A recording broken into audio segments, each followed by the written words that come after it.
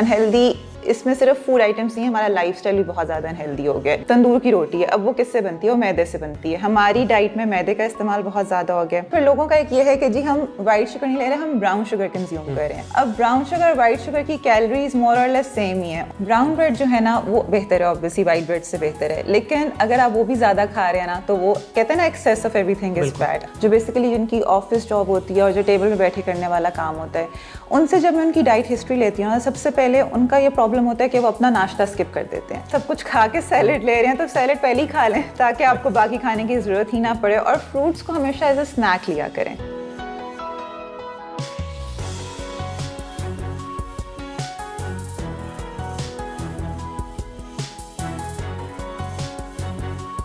अस्सलाम वालेकुम नाज़रीन, शेयरिंग ऑफ प्रोफेशनल विजडम के साथ मैं हूं आपका मेज़बान अली रहमान खालिद। नाज़रीन, आज जो मेहमान हमारे साथ मौजूद हैं वो कंसल्टेंट डाइटिशियन हैं और इकरा मेडिकल कॉम्प्लेक्स एक्सटेंशन में ये अपने फ़राइज़ सरअंजाम दे रही हैं।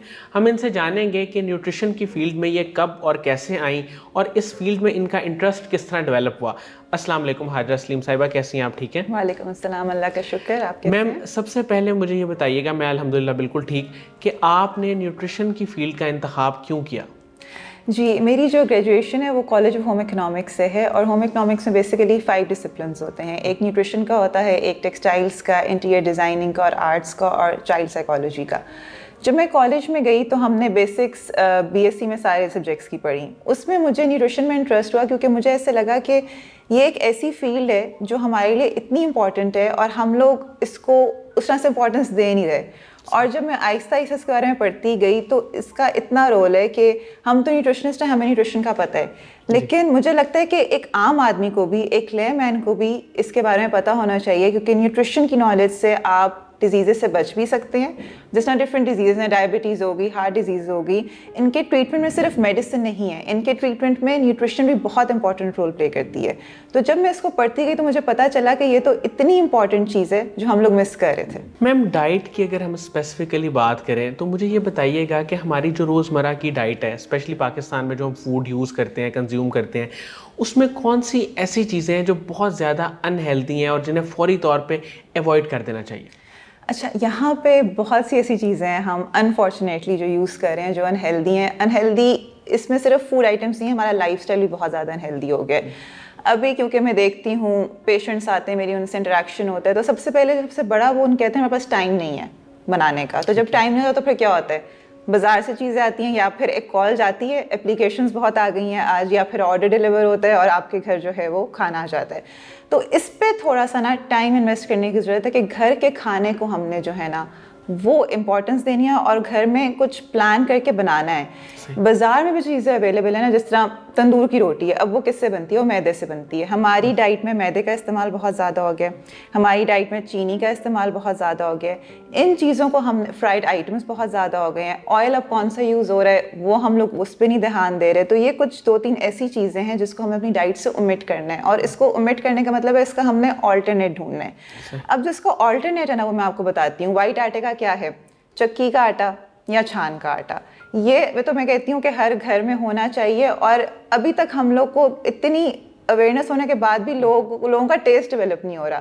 टेस्ट डेवलप तभी होगा जब वो इसको खाएंगे और इसको अपनी आदत बनाएंगे। इस तरह पास्ता या नूडल्स बहुत लोग शौक से खाने लग गए हैं अब यहाँ पे, उसमें भी मार्केट में आपको ब्राउन वाला, होल व्हीट वाला अवेलेबल है। आप चाहिए कि आप उनकी तरफ जाएं। चीनी के बहुत से आ गए हैं, स्टीविया आप यूज़ कर सकते हैं, ब्राउन शुगर। अच्छा, फिर लोगों का एक ये है कि जी हम वाइट शुगर नहीं ले रहे, हम ब्राउन शुगर कंज्यूम कर रहे हैं। अब ब्राउन शुगर और वाइट शुगर की कैलोरीज मोर और लेस सेम ही है, उनसे आपका ब्लड शुगर उतना ही रेज होगा। तो ये चीज़ें जो है ना, इसके साथ साथ फिजिकल एक्टिविटी बहुत कम हो गई है। हमारी कुछ जॉब्स ऐसी हो गई हैं कि वो टेबल पर बैठ के करने वाली हैं और हमने उसको बिल्कुल अपनी लाइफ से निकाल दिया है। तो फिजिकल एक्टिविटी पे बहुत फोकस करना और डेली बेसिस पे होनी चाहिए। तो ये कुछ चीज़ें हैं जो अगर अपनी लाइफस्टाइल में आप चेंज करेंगे ना तो डेफिनेटली उससे आपका एक हेल्दी पैटर्न डेवलप होगा और आपकी सेहत अल्टीमेटली अच्छी होगी। Ma'am, brown sugar, brown rice और ब्राउन ब्रेड, क्या ये इस्तेमाल करना वाइट शुगर और वाइट राइस और वाइट ब्रेड से बेहतर है और कितना बेहतर है? अच्छा, मैं स्टार्ट करती हूँ ब्राउन ब्रेड से। ब्राउन ब्रेड जो है ना वो बेहतर है, ऑब्वियसली वाइट ब्रेड से बेहतर है, लेकिन अगर आप वो भी ज़्यादा खा रहे हैं ना तो वो कहते हैं ना excess of everything is bad. अगर आप वो भी ज़्यादा खा रहे हैं तो वो भी आपकी सेहत के लिए अच्छा नहीं है, वो भी आपने एक लिमिटेड क्वांटिटी में खाना है। वाइट राइस से ब्राउन राइस बहुत बेहतर है, उनमें फाइबर ज़्यादा है, उनमें बाकी मिनरल ज़्यादा है जो आपको ब्राउन राइस में मिलेंगे। अब आ जाते हैं जी सबसे एंड में ब्राउन शुगर पे।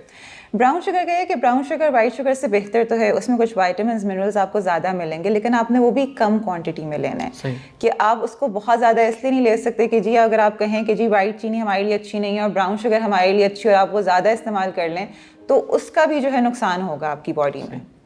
मैम, जो लोग ऑफिस वर्क करते हैं और बहुत ज़्यादा एक्सरसाइज नहीं कर सकते अपनी मसरूफियत की वजह से और उनका वेट गेन होने लग जाता है, तो वो अपनी डाइट को किस तरह प्लान करें? मैं चाहूँगा कि आप एक आउटलाइन बता दें कि कौन सी चीज़ें वो स्किप करें और कौन सी चीज़ें यूज़ करें जिससे उनका वेट मेंटेन रहे या थोड़ा सा वो लूज़ कर सकें। अच्छा, ये आपने बड़ा अच्छा सवाल किया। मेरे पास जो पेशेंट्स आते हैं ना, जो बेसिकली जिनकी ऑफिस जॉब होती है और जो टेबल पे बैठे करने वाला काम होता है, उनसे जब मैं उनकी डाइट हिस्ट्री लेती हूँ ना, सबसे पहले उनका ये प्रॉब्लम होता है कि वो अपना नाश्ता स्किप कर देते हैं। क्योंकि वो कहते हैं जी हम सुबह, हमारे पास टाइम नहीं होता, हम सुबह उठते हैं और हम ऑफिस चले जाते हैं, ऑफिस में जाके जो है काम किया और फिर उनका नाश्ता का टाइम जो है ना वो 10-11 बजे कुछ वो अपना कुछ खाते हैं और उस टाइम पे बहुत ही अनहेल्दी, क्योंकि आपने देर से कुछ खाया नहीं होता तो आपको क्रेविंग भी अनहेल्दी चीज़ों की हो रही होती है। सबसे पहले तो आपने नाश्ता स्किप नहीं करना, क्योंकि जब आपका होता है ना गैप ज़्यादा जाता है तो उस वक्त आपका दिल नहीं करता कुछ हेल्दी खाने का, तो अच्छा इसको आपने अब एड्रेस करना है। नाश्ता आपने जो है वो करना है, और ये आप, मैं यही कहती हूँ अपने पेशेंट्स को कि रात को आधा घंटा पहले सो जाया करें, सुबह आधा घंटा पहले उठ जाया करें और अपना नाश्ता प्लान करें, क्योंकि ये बहुत ज़रूरी है। उसमें कुछ बहुत सी हेल्दी ऑप्शंस है। मैं जब अपने पेशेंट्स को बताती हूँ तो उनको मैं रेसिपीज़ बता देती हूँ कि रात को आप प्रिपेयर कर लें उस तरह की, और सुबह उठ के अच्छा नाश्ते में क्या होना चाहिए आपका, एक तो बहुत अच्छा फाइबर रिच कार्बोहाइड्रेट का सोर्स होना चाहिए। वो ओट्स हो सकते हैं, वो ब्राउन ब्रेड भी हो सकती है। इसके साथ आपने नट्स का इंटेक ज़रूर करना है अपने नाश्ते में, क्योंकि नाश्ता कहते हैं ना कि बादशाहों की तरह करना चाहिए, तो वो आपने अपने जो है ना पेशेंट्स को, या मैं अपने जो भी क्लाइंट्स आते हैं उनको यही कहती हूँ कि नाश्ता आपने स्किप नहीं करना। फिर आ जाता है जी मिड मॉर्निंग स्नैक। नाश्ते के बाद आपका मिड मॉर्निंग स्नैक आ गया। मिड मॉर्निंग स्नैक में हम ज़्यादातर क्या खा रहे होते हैं, हम बिस्किट्स खा रहे होते हैं, हम चाय में अच्छी खासी चीनी डाल के ले रहे होते हैं। उस टाइम पे मैं अपने पेशेंट से कहती हूँ कि आपने फल कंज्यूम करना है, फ्रूट्स आपने फ्रूट्स लेने हैं, क्योंकि उसमें ये होता है कि मीठे की क्रेविंग भी हमारे यहाँ आजकल बड़ी ज़्यादा होती है। लोग कुछ खाते हैं तो कहते हैं जी हमारा मीठा खाने को दिल करता है, तो अगर आप फ्रूट कंज्यूम कर लेते हैं ना, उसमें फिर आपकी मीठे की क्रेविंग भी एक तरह से वो हो जाती है। और रिकमेंडेशंस के मुताबिक आपने दिन में 2 से 3 फ्रूट्स कंज्यूम करने हैं। और मैम इसमें एक चीज़ है कि बहुत सारे लोग ऐसा भी करते हैं कि वो सारा कुछ खा के बाद में एक बड़ा सा बाउल फ्रूट्स का खा लेते हैं या एक बड़ा सा बाउल सैलेड का खा लेते हैं, तो वो कहते हैं हम तो बहुत हेल्दी डाइट ले रहे हैं। तो क्या ये हेल्दी डाइट है? नहीं, ये हेल्दी डाइट नहीं है। वो इसलिए क्योंकि अगर आप सब कुछ खा के सैलेड ले रहे हैं तो सैलेड पहले ही खा लें ताकि आपको बाकी खाने की ज़रूरत ही ना पड़े। और फ्रूट्स को हमेशा एज अ स्नैक लिया करें। मतलब आपने एक मील ले लिया ना, तो उसके बाद बेहतर है कि आप फ्रूट्स को एज अ स्नैक ले लें, बजाय इसके कि आप खाने के बाद मीठे के लिए फ्रूट खा रहे हैं। तो इसलिए जो स्नैक्स होते हैं ना, उसमें मैं अपने पेशेंट्स से कहती हूँ कि आपने फ्रूट लेना है, और वो बड़ा रिफ्रेशिंग सा होता है जब आप एक बेशक सेब ही खा लें, इस दरमियान आप 3 खजूरें खा लें, आप एक अमरूद खा लें, एक नाशपाती खा लें, उससे आपको वैसी बड़ी रिफ्रेश सी फीलिंग मिलती है। फिर आ जाता है दोपहर का खाना। अच्छा, अब इसमें जिस तरह आपने सलाद की बात की थी, सबसे पहले सलाद खाएं।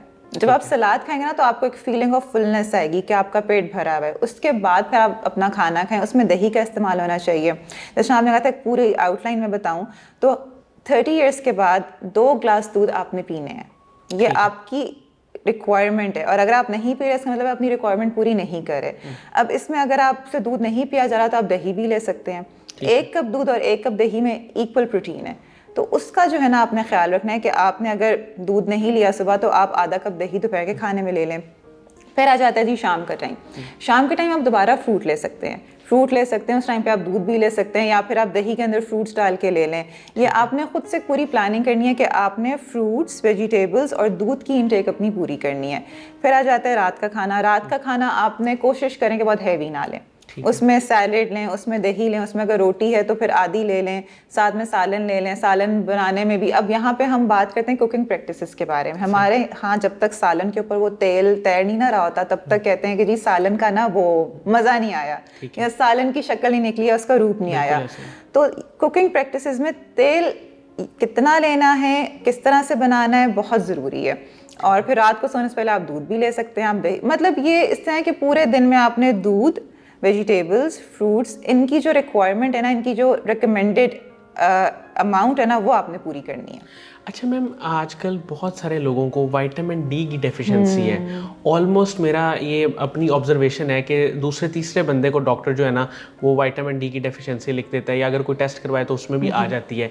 तो ये विटामिन डी की डेफिशिएंसी न्यूट्रिशन के ज़रिए या हेल्दी वे में वो कैसे पूरी की जा सकती है? क्योंकि वो कैप्सूल या उसका इंजेक्शन तो है ही अल्टरनेट पे, लेकिन डाइट के ज़रिए कैसे पूरी की जा सकती है? अच्छा, विटामिन डी एक ऐसी विटामिन है जो आपकी बॉडी में नहीं बनती। अच्छा। वो आपने बाहर से ही लेनी होती है, और इसको ना सनशाइन विटामिन कहते हैं। सबसे अच्छी जो सोर्स है ना इसकी वो है सनशाइन। आपने सूरज में बैठना है, लेकिन पाकिस्तान में थोड़ा सा मसला है कि लोग नहीं बैठना चाहते, ख़वातीन तो स्पेशली नहीं बैठना चाहती, क्योंकि उनको होता है कि जी सूरज में बैठ के जो है वो और उनके इश्यूज़ हो जाते हैं। तो इसमें यह कि जो सुबह फजर के बाद सूरज निकलता है ना, उसकी जो किरणें होती हैं वो आप कोशिश करें कि उसमें बैठ के ना अपनी विटामिन डी की इनटेक लें। जब आप वो लेंगे ना तो उससे आपकी बॉडी में विटामिन डी बनेगी। इसके अलावा जो आजकल ऑयल्स आ रहे हैं मार्केट में, उन सब में विटामिन डी की फोर्टिफिकेशन हुई भी है। और फिर कुछ फिश लिवर ऑयल्स में, मतलब कुछ कैप्सूल्स में विटामिन डी अवेलेबल है। लेकिन एज सच को मैं कहूँ कि कोई फूड सोर्स है विटामिन डी की तो वो नहीं है, वो आपने बाहर की सोर्सेज से ही लेनी है। लेकिन आपकी बात बिल्कुल ठीक है कि पाकिस्तान में बहुत ज़्यादा विटामिन डी डेफिशिएंसी है, और अगर विटामिन डी डेफिशिएंसी आपकी बॉडी में है तो फिर कैल्शियम की भी डेफिशिएंसी होगी, इसलिए क्योंकि विटामिन डी हेल्प करता है कैल्शियम की एब्जॉर्प्शन में। तो अगर विटामिन डी की डेफिशिएंसी है तो और हड्डियों के मसाइल और ऑस्टियोमलेजिया, ऑस्टियोपोरोसिस, इस तरह के मसले फिर आपके डेवलप होंगे। मैम, जो लोग अपनी हेल्थ का ख्याल नहीं रखते, जाहिर है कि उनको बहुत सारी बीमारियां लग जाती हैं। और अब हमने ये भी देखा है कि पहले जहाँ पे लोगों को 50 साल की उम्र में डायबिटीज़ या हार्ट डिजीज़ स्टार्ट होती थी, वो अब 30 की एज में शुरू हो गई हैं। तो इसमें सबसे ज़्यादा जो कह लें कि फूड इनटेक जो है जो गलत है, या जिसकी टाइमिंग नहीं ठीक, या जिसको बिल्कुल नहीं खाना चाहिए, जो इन सब चीज़ों की कॉज बन रही है, वो फूड क्या है? आपने जो सवाल किया ना, इसी में इसका मैं आपको जवाब दूंगी। आपने कहा है कि टाइम हम उसका ख्याल नहीं रख रहे। दूसरा मैंने आपसे कहा था कि हमने मैदे को बहुत इंपॉर्टेंट पार्ट बना लिया अपनी डाइट का। अब यूजुअली होता है कि 30 ईयर्स से पहले ना बंदा वैसे भी एक्टिव होता है। हम लोग जो हैं काम शाम कर रहे होते हैं, या कुछ स्कूल में इस तरह से फिजिकल एक्टिविटी हो रही होती है, कॉलेज यूनिवर्सिटी में। 30 ईयर्स के बाद हम अपना ना लाइफस्टाइल भी थोड़ा सा स्लो डाउन कर लेते हैं। आपने बहुत, जिस तरह आपने अभी खुद बात की है कि जॉब करते हैं लोग, फिजिकल एक्टिविटी नहीं करते, तो उससे क्या होता है, मेटाबॉलिज्म स्लो हो जाता है। यहाँ पे लोग कहते हैं जी हमारी उम्र का तकाजा हो गया है कि अब हमें ये बीमारियां हो गई और हमारा वजन ज़्यादा हो रहा है। वो असल में आप खुद स्लो हो जाते हैं, जिसकी वजह से सारी प्रॉब्लम्स हो रही होती हैं। अब इसमें जो ये है, सबसे पहले तो फिजिकल एक्टिविटी आपने नहीं छोड़नी, क्योंकि ये बहुत इंपॉर्टेंट है। मैम, इसमें मिनिमम फिजिकल एक्टिविटी एक दिन में क्या हो सकती है जो आप देती हैं, कंसल्ट करती हैं? फिजिकल एक्टिविटी में सबसे पहले तो ये कि आप सिंपल वॉक भी कर सकते हैं। उसमें अब टाइम ड्यूरेशन अगर बताऊं तो अगर आपने बिल्कुल स्टार्ट किया तो आप 30 मिनट से स्टार्ट कर लें, 20 मिनट से भी स्टार्ट कर सकते हैं, और इसको आप 1 घंटे तक ले जाएं। और ये आपने रोज़ाना करना है। अब इसमें यह है, कुछ लोग जिम ज्वाइन कर लेते हैं, हाई इंटेंसिटी वर्कआउट्स हैं वो भी कर लेते हैं, वो भी ठीक है। लेकिन अगर आप एक सिंपल वॉक भी कर लेना, that is more than enough for you. और अगर आपके पास टाइम नहीं है, लेट्स से कि आप 20 मिनट दिन में 3 दफ़ा भी कर रहे हैं, तो वो भी ठीक है। लेकिन वॉक ऐसी होनी चाहिए कि शुरू में ज़रा आहिस्ता करें, उसके बाद ज़रा तेज़, इसको ब्रिस्क वॉक कहते हैं ना, इसको करके आपको ज़रा थोड़ा सा पसीना भी आए, वो वाली एक्टिविटी आपने ज़रूर करनी है। और जिस तरह आपने कहा था कि क्या खुराक में गलतियाँ हो रही हैं, टाइम बहुत इंपॉर्टेंट है। आपने खाने को एक टाइम पे खाना है, फिर मॉडरेशन होनी चाहिए कि कोई चीज़ आपने ज़्यादा नहीं खानी है। इसको हम कहते हैं पोर्शन कंट्रोल। आप जब कुछ खा रहे होते हैं ना, और आप बहुत ज़्यादा खा रहे होते हैं और आप पोर्शन कंट्रोल नहीं कर रहे होते, तो डेफिनेटली उससे आपका वेट गेन होगा। एक और बड़ी इंपॉर्टेंट बात मैं यहाँ पे मेंशन करना चाहती हूँ, हमारा स्लीप साइकिल। अब इसमें होता है कि हम लोग अगर सही तरह सो नहीं ना रहे, तो फिर अगर आप वेट गेन या वेट लूज करना चाहे ना, वो भी नहीं होगा। क्योंकि अगर आप नहीं सो रहे तो आप अपने सारे हार्मोन्स को अपसेट कर रहे हैं बॉडी के, आपकी पूरी बॉडी की एक वो चेंज हो गई है। तो उसमें जो पेशेंट्स आते हैं जिनका कभी कभार वेट स्टक होता है, या जो वेट कम करना चाह रहे होते हैं, या इवन जो कुछ ऐसे भी आते हैं जिन्होंने वेट गेन भी करना होता है, उनसे सबसे पहले मैं पूछती हूँ कि आपका सोने का पैटर्न क्या है। सबका ख़राब होता है, क्योंकि अब ऐसा हो गया लाइफस्टाइल के साई रात जो है ना, लोग जाग रहे हैं और सुबह सो रहे हैं। मैम, आइडियल जो टाइम है, टाइम ड्यूरेशन भी और टाइम वैसे भी, कौन सा वक्त जो है वो आइडियल है सोने के लिए? देखें, अल्लाह ताला ने रात बनाई है सोने के लिए। आपने रात को सोना है और 8 घंटे की नींद आपने पूरी करनी है। बेहतर तो यही है कि 9-10 बजे तक आप सो जाएं और फिर सुबह उठें, 8 घंटे की अपनी ड्यूरेशन पूरी करके आप सुबह उठें और फिर अपने दिन के काम शुरू करें। उसमें होता है कि दोपहर को आप नैप ले सकते हैं, लेकिन 8 घंटे की नींद आपने पूरी करनी है। क्योंकि अगर आप ये वाला सर्केडियन रिदम अगर आपका ख़राब हो गया है ना, तो फिर आप खा भी रहे हैं ना उसका भी आप पे इतना अच्छा इफेक्ट नहीं होगा। और अच्छी नींद के लिए ज़रूरी है कि आप अच्छा खाएं। तो ये ना इंटरलिंक्ड है आप इसमें। अच्छा मैम, एक बात आपने की थी, बस लास्ट क्वेश्चन मैं उसी में से लूँगा। आपने कहा था कि कुकिंग का ना हमारे पास टाइम अब उस तरह से नहीं रहा कि हम हेल्दी फूड ढूंढें, फिर उसको उस तरह से जिस तरह से कुक करना चाहिए उस ऑयल में उसी इंग्रेडिएंट्स के साथ। तो 2 या 3 कोई ऐसी डिशेस आप बता दें आज हमारे नाजरीन को जिन्हें वो इजीली घर में ला के कुक कर लें या उसको इजीली बना के वो कंज्यूम कर लें और वो हों भी हेल्दी। अच्छा, ये आपने बड़ा अच्छा सवाल किया इसमें, क्योंकि जब हम रेसिपीज़ की बात करते हैं ना तो टाइम तो वाकई में नहीं होता, लेकिन इसमें थोड़ा सा ना आपको प्लानिंग करनी होती है। हमारे पास ऐसे टाइम होता है, हम लोग जो हैं वो सोशल मीडिया पर बड़ा टाइम वेस्ट करते हैं, हम जितनी भी एप्लीकेशंस उन पे करते हैं, लेकिन हम इसमें हम प्लानिंग नहीं करते। अच्छा, इसमें ये आपने करना है कि अगर मैं नाश्ते से स्टार्ट करूँ तो मैं अक्सर ये रेसिपी देती हूँ अपने पेशेंट्स को कि आपने अगर ओट्स का आपको बताओ तो आपने ओट्स लेने हैं, दूध लेना है, दही लेनी है और चिया सीड्स लेने हैं। अब ये जो सारी चीज़ें मैंने आपको बताई हैं ना, ये सारी हेल्थ के लिए अच्छी हैं। रात को आपने इन सबको मिक्स करके फ्रिज में रख देना है ओवरनाइट। ठीक है। फिर आपने क्या करना है कि सुबह के जो आप निकालने के ना तो एक पुडिंग लाइक कंसिस्टेंसी आपकी होगी। अगर आप माइक्रोवेव करना चाहते हैं तो उसको माइक्रोवेव कर लें, और अगर आपने उसको ठंडा करना है तो आप ठंडा भी खा सकते हैं। और वो पूरी रात ओवरनाइट रहेगा, वो ओट्स दूध एब्जॉर्ब कर लेंगे। चिया सीड्स हमारी सेहत के लिए बहुत अच्छे हैं। अब चिया सीड्स में ओमेगा 3 फैटी एसिड्स है। हमारी डाइट में अब अक्सर ये हो रहा है कि हम ओमेगा 6 तो ले रहे हैं लेकिन ओमेगा 3 नहीं ले रहे। ये इजीली अवेलेबल है? हाँ जी, आपको हर स्टोर से चिया सीड्स बड़े आराम से मिल जाएंगे। तो इस तरह की जो हेल्दी चीज़ें हैं ना वो अपनी डाइट में डालें। ग्रॉसरी आपको जाके करनी पड़ेगी, एक दफ़ा प्लान बना लें, लिस्ट बना लें, मार्केट जाएं, सारी ग्रॉसरी करके आएँ। और ये आप देखें इसमें कुकिंग भी नहीं है कोई। सुबह उठ के आपने उसको नट्स उसके ऊपर स्प्रिंकल कर दिए, थोड़ा सा एक फ्रूट काट ले, कितना टाइम लगेगा? 2 मिनट भी नहीं लगेंगे। रात को फ्रिज में रखना है, रात को फ्रिज में रख देना, ओवरनाइट फ्रिज में रहेगा। तो फिर ये आपका एक इतना हेल्दी ब्रेकफास्ट है ना ये। और इसका फ़ायदा ये है कि डायबिटिक्स के लिए भी है, ये हार्ट पेशेंट्स के लिए भी है, जिन्होंने वेट लूज़ करना है उनके लिए भी है, जिसने एक हेल्दी डाइट लेनी है ये उसके लिए भी है। और ये खाने के बाद आपको 2-3 घंटों तक तो बिल्कुल भी भूख नहीं लगेगी, और इसके वैसे हेल्थ बेनिफिट्स इतने हैं। इसी तरह थोड़ा सा टाइम निकाल के वेजिटेबल्स और फ्रूट्स काट के अपने फ्रिज में रख दें। ठीक है। ताकि जैसी आपको क्रेविंग हो ना कुछ खाने की तो आप कॉल ना करें, आपके फ्रिज में एक चीज़ पड़ी होगी ना, आप जाके वही खाएंगे, बजाय कि आप ऑर्डर करें, आधा घंटा इंतजार करें या कुछ अनहेल्दी चीज़ों की तरफ जाएं। तो ये थोड़ी सी प्लानिंग करके चीज़ें रख दें। कितना आधा घंटा लग जाएगा इसमें, लेकिन अगले दिन ये होगा कि आपको जो है ना वो जो एक हैसल होगी आप उससे बच जाएंगे। इसमें थोड़ा सा अपने आप को ऑर्गेनाइज करना, थोड़ी सी प्लानिंग रिक्वायर्ड है। ठीक है। और मैम डिनर में? अच्छा, डिनर में मैंने आपसे कहा था कि बहुत हैवी नहीं करना, स्पेशली उन लोगों ने जिन्होंने अपना वेट रिड्यूस करना है, क्योंकि रात का टाइम है, फिर आपने सो जाना है। बेहतर है कि आप अच्छा जो है ना वो अपनी ब्रेकफास्ट में कंज्यूम कर लें। डिनर में आप ये कर सकते हैं कि अच्छा सैलड तो आपने लेना है, वो तो रॉ सैलड जिसको हम कहते हैं ना कि कचूमर सैलड जिसको हम आम जुबान में कहते हैं, वो तो मस्ट है कि आपने चुकंदर भी डाल लिया, टमाटर भी डाल लिया, खीरा भी डाल लिया। ये थोड़ा सा ज़्यादा नहीं हो जाएगा? लंच में भी सैलड और डिनर में भी अक्सर लोग कहते हैं कि डिनर में आप फ्रूट्स और सैलड ना लें।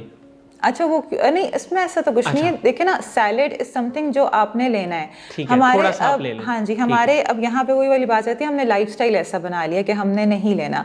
आप एक छोटा सा बोल ले लेंगे, 3-4 टेबलस्पून आपने खा लिए कचूमर सैलेड के, तो मुझे तो लगता है वो रिफ्रेशिंग है, क्योंकि मैं तो खाती हूँ, मुझे बड़ा अच्छा लगता है। उसके अंदर थोड़ा सा लेमन जूस डाल दिया। डिनर में आप रोटी, अच्छा रोटी नहीं छोड़नी। अब मैं कहूँ ना कि आप अगर तो वाइट आटा यूज़ कर रहे हैं, ठीक है, उसकी जगह आप उसको रिप्लेस कर लेते हैं चक्की वाले आटे से, तो रोटी बहुत अच्छी है।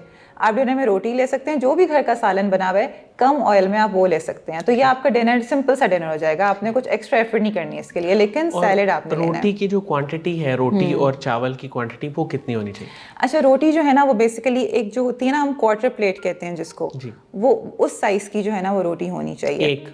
एक वो डिपेंड करता है, अब वो पेशेंट के वेट पे। जैसे मेरे जैसा बंदा है, अगर हाइट ज़्यादा है तो फिर ऑब्वियसली मेरी रोटी ज़रा डिफरेंट होगी। एक और पेशेंट है जिसकी ज़रा थोड़ी सी डिफरेंट रिक्वायरमेंट है, उसकी साइज़ डिफरेंट होगा, वो हम उनको बताते हैं उनके ये। अच्छा, ये हर एक के इंडिविजुअल उस पर डिपेंड करता है। कैलोरीज जब हमारे पास क्लाइंट्स या पेशेंट्स आते हैं तब उनको बताते हैं कि आपने कितनी रोटी या किस तरह से क्या लेना है। और दूसरा आपने पूछा था कि चावलों के बारे में। अच्छा, चावल जो है ना वो अगर तो वाइट राइस है ना तो उनसे वेट गेन होता है। ठीक है, वो उसका आपने बहुत ख्याल करना है।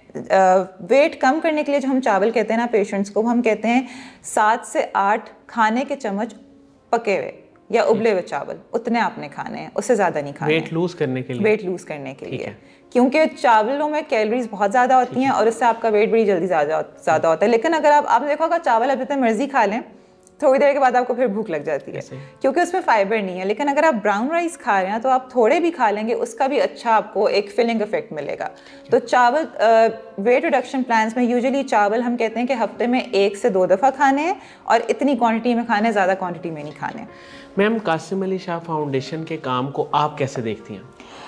जी, कासिम अली शाह फाउंडेशन इतना बड़ा नाम है माशाल्लाह से, और ये जितना भी काम करें, मुझे लगता है कि एक आम, जिस तरह आज का प्रोग्राम था, तो एक आम इंसान तक जो इन्फॉर्मेशन जा रही है, जो इन्फॉर्मेशन की रसाई है, वो एक इतना, जिसे कहते हैं ना, कार खैर जो है कासिम अली शाह फाउंडेशन कर रही है। और इस तरह के प्रोग्राम्स और वो सब, और लोग इतने इनसे, चाहे वो मोटिवेशन टॉक हो, चाहे वो किसी पे भी हो, मुझे लगता है कि लोगों में एक चेंज आ रहा है इसकी वजह से, जो माशाल्लाह से I think it should be continued. और मुझे तो इससे कहते हैं कि इनको कॉन्ग्रेचुलेट करने की ज़रूरत है जिस तरह का ये काम कर रहे हैं। Thank you so much Hajra Saleem साहिबा, आपने हमारे लिए टाइम निकाला और आप तशरीफ़ लाई। नाज़रीन, मुझे उम्मीद है कि इस इंटरव्यू से आपको बहुत कुछ सीखने को मिला होगा। ख़ास तौर पे जो डाइट प्लान इन्होंने बताया तो इन्होंने आउटलाइंस में है, लेकिन डायरेक्टली भी बहुत सारी चीज़ें इन्होंने बता दी हैं बातों बातों में, जो कि सुनने वाले लोग उससे बहुत कुछ सीख सकते हैं। ख़ास तौर पे इसमें जो सबसे इंपॉर्टेंट चीज़ थी कि नाश्ते की बहुत आसान इन्होंने रेसिपी बताई है, जो आप आराम से जो है वो घर बैठे यूज़ कर सकते हैं। इसके साथ ही इजाज़त दीजिए, अपना बहुत ही ख्याल रखिएगा। इंशाल्लाह दोबारा हाज़िर होंगे एक नए इंटरव्यू के साथ। तब तक के लिए अल्लाह हाफ़िज़।